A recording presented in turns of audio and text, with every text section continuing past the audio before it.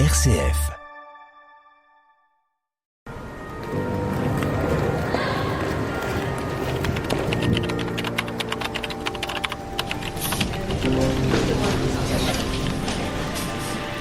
La Marne à vos côtés, votre rendez-vous hebdomadaire pour découvrir initiatives locales, actualités, rencontres inspirantes. Présenté par Jérôme Gorgeau, en partenariat avec le département de la Marne. Nous sommes aujourd'hui dans les bureaux du département, mais vraiment ce qu'on appelle les bureaux l'opératif. On est dans les services à Châlons, on est rue de Gessin, on appelle ça un petit peu ici. Et là, je suis dans le bureau de quelqu'un qui est là depuis longtemps. Enfin, ça se voit pas parce qu'elle a fière allure et elle a le sourire jeune. C'est Jennifer Gobin. Bonjour Jennifer. Bonjour Jérôme. Alors Jennifer, tu es au département depuis un moment déjà ? Oui, depuis janvier 2010. 2010, ah oui, donc tu as quand même... t'as vu combien de passés de président du coup Trois présidents. C'est ça, oui, c'est amusant. Ouais. Et des directeurs, des agents. Oui, j'ai connu trois directeurs dans ma direction et des agents, des départs, des arrivées. Alors Jennifer, tu es chalonnaise au départ, non ? Oui, je suis née à Châlons. Tu es une vraie chalonnaise. Et oui. Aujourd'hui, ton service, tu es à quel service ? Je suis à la direction des finances et du numérique. Donc quand je suis arrivée, c'était la direction des finances, des marchés d'informatique. Ça a évolué en termes d'organigramme. Donc moi je suis assistante de la direction, donc je travaille avec l'ensemble des services de la direction. Alors oui, parce qu'en fait si je lis, c'était marqué assistant de direction, administrateur fonctionnel du parapheur électronique. C'est long, pour nos auditeurs, c'est ça. Alors en fait ça n'a pas toujours été le cas. Quand je suis arrivée, c'était uniquement le poste d'assistante de direction et j'ai eu la chance d'avoir un directeur qui m'a fait confiance. Mon poste a pu évoluer au fil des années. Et du coup, l'administration du parapheur électronique, bon, ça n'existait pas, il n'y en avait pas, c'est arrivé en 2018. Et on m'a confié cette mission qui pour moi était tout à fait nouvelle parce que j'avais pas du tout de compétences en la matière. J'ai appris un peu sur le tas et parce que j'ai eu la chance qu'on me fasse aussi confiance. Et je trouve que le département, moi ça m'a toujours épaté, c'est qu'on peut vraiment y évoluer, on peut essayer. Il y a vraiment cette possibilité, je trouve. Complètement. En fait, on peut arriver à avoir un poste et un peu le façonner à notre façon avec les compétences qu'on peut amener. Moi, par exemple, j'aime bien l'informatique. Peut-être que sans doute, ça s'est ressenti et on m'a proposé. C'était ton premier poste au département ? Au département, oui, c'était mon premier poste. Si tu n'es pas indiscret avant, t'avais eu d'autres métiers ou pas ? Oui, tout à fait. Donc j'étais déjà assistante de direction dans le privé et en fait j'avais plus de perspective d'évolution. Ah oui, c'est rare parce que c'est plutôt le contraire d'habitude. C'est dans le privé qu'on pense avoir des perspectives d'évolution. C'est plutôt là d'habitude. Donc là non. En fait, je savais que c'était plus possible. Alors c'était une petite structure, c'était associatif.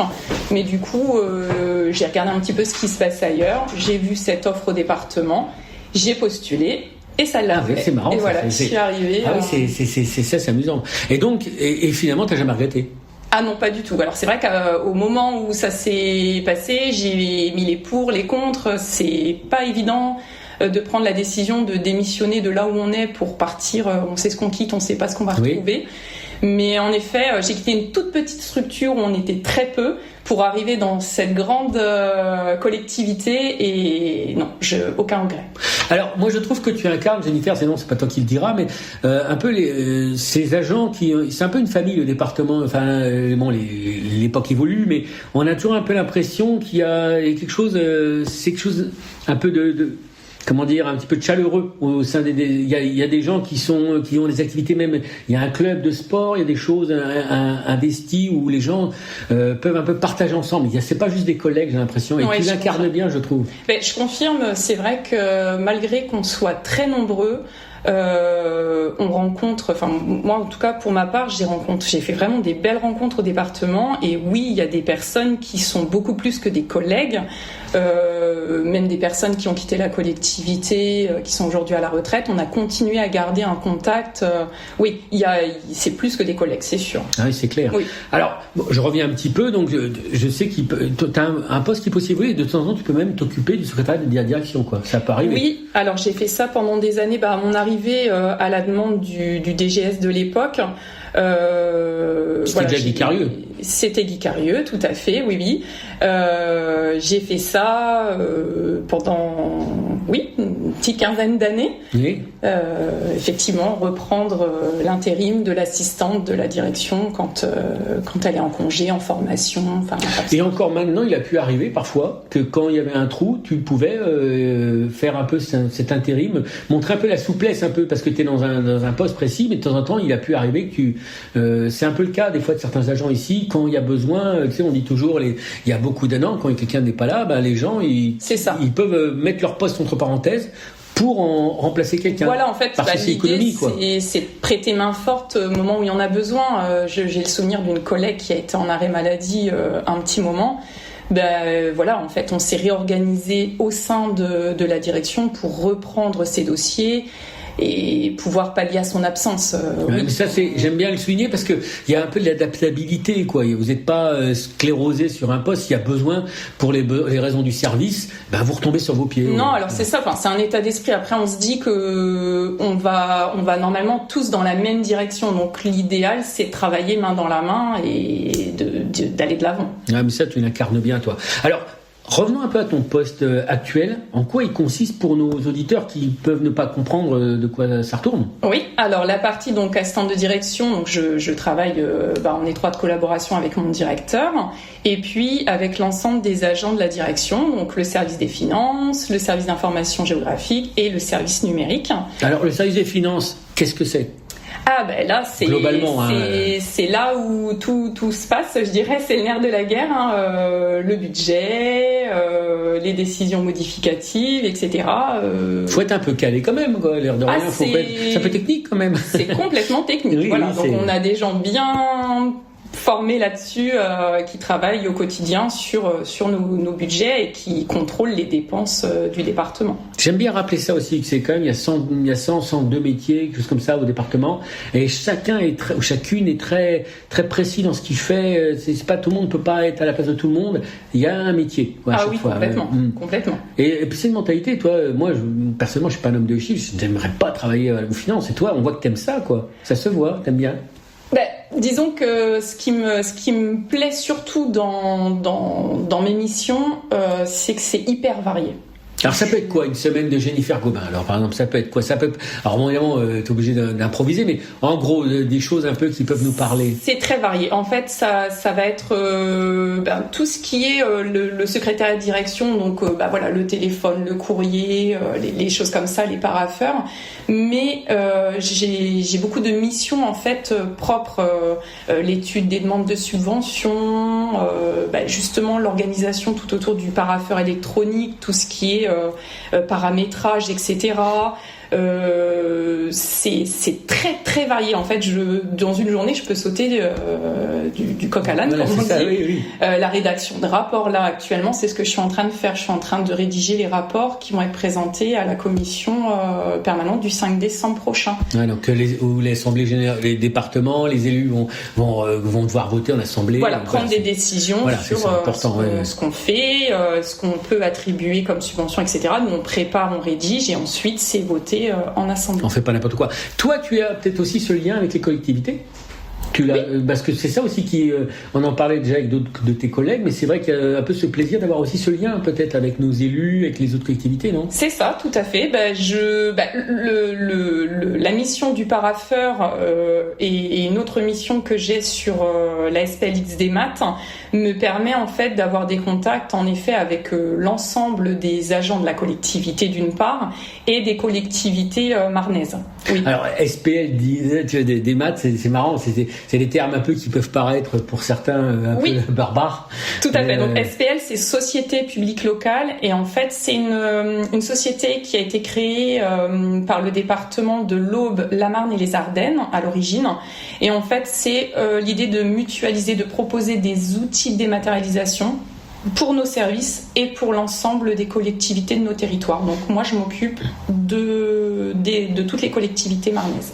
Alors, c'est bon de le rappeler, je fais un peu aussi exprès là pour expliquer que voilà, on fait pas n'importe quoi, on essaie de mutualiser, il y a un souci d'économie, on n'est pas trop, il n'y a pas trop d'agents dans les services, loin de là, on peut pas dire ça, loin de là, chacun, et il y a des pensées, il y a des façons de raisonner pour rendre les choses plus cohérentes et peut-être plus réactives. C'est ça, en fait, on s'adapte et voilà, on connaît le contexte budgétaire qui est difficile et compliqué pour nos collectivités.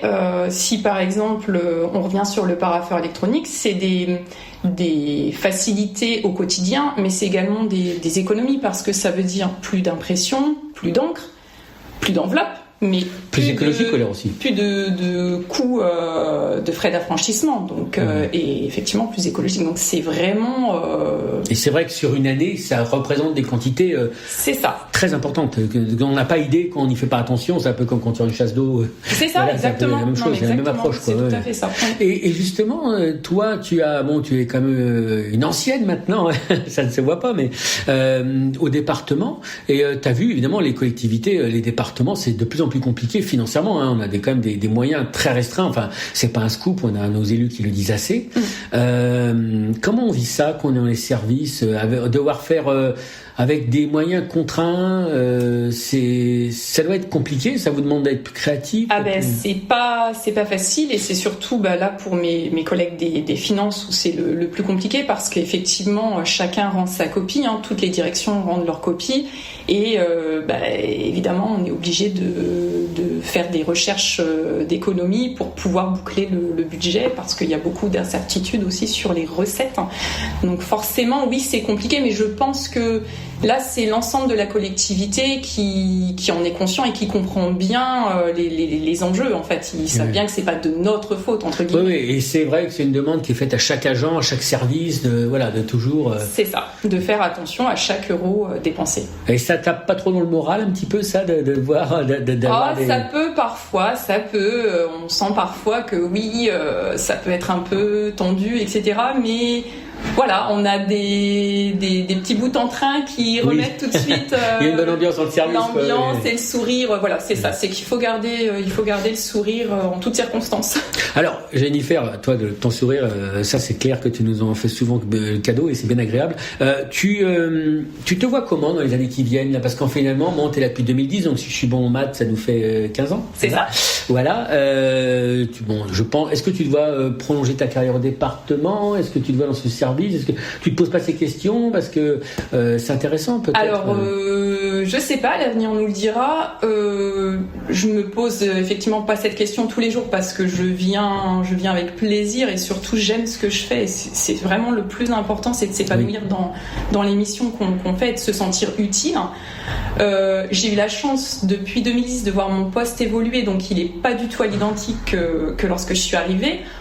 Peut-être effectivement le jour où je m'ennuierais ou si on ne sait pas en fait, c'est vrai qu'il peut y avoir tellement le département peut te permettre peut-être aussi même en interne c'est ça, c'est vrai qu'aujourd'hui j'aime vraiment ce que je fais, c'est hyper varié, j'ai eu la chance de pouvoir évoluer maintenant, l'avenir nous le dira, je ne sais pas où je serai dans quelques années. Mais comme nous tous effectivement, le service public pour toi c'est quelque chose d'important. Oui, parce que alors nous on est, c'est vrai, je suis dans une direction qui est transversale, mais je reste quand même sensible aux missions du département parce que je trouve que dans notre vie de tous les jours, ça nous touche. Je pense à tout ce qui est fait au niveau des solidarités. Le handicap, moi, ça me parle. J'ai un cousin qui est en situation de handicap, donc ça me parle. Les personnes âgées, ça me parle parce que j'ai aussi ma mamie qui en est EHPAD, donc forcément...